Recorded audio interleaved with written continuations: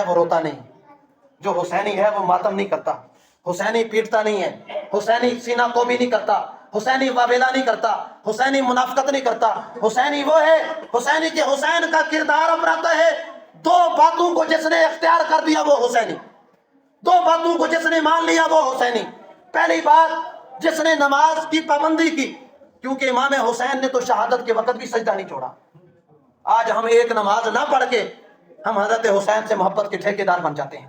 پہلی بات، حسینی نمازی ہوگا۔ دوسری بات، جو حسینی ہے اس کے گھر والے باپردہ ہوں گے۔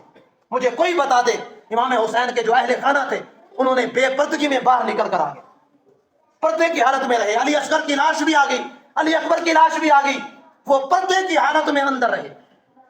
تو دو باتوں کا خیال، نمازی بننا ہے، اگر ہم چاہتے ہیں ہمیں حسین سے پیار ہے نمازی بنے، اگر ہم چاہتے ہیں حضرت حسین سے پیار ہے تو ہمارے اہل خانہ میں باپردہ ہونا ضروری ہے۔ یہ ایمان کی علامت ہے، یہ دین کا جزو ہے۔ حضرت حسین رضی اللہ تعالیٰ عنہ فرمایا کہ یاد رکھیے، آج امام حسین رضی اللہ تعالیٰ عنہ، آج جس کا جسم، جس کا وجود امام حسین جیسا وجود نہیں ہے، اس کو حسینی کہنے کا حق نہیں ہے۔ اپنا چہرہ، اپنا لباس اہل خانہ امام حسین جیسا بنائیں، پھر پتہ چلے گا کہ ہم حسینی ہیں۔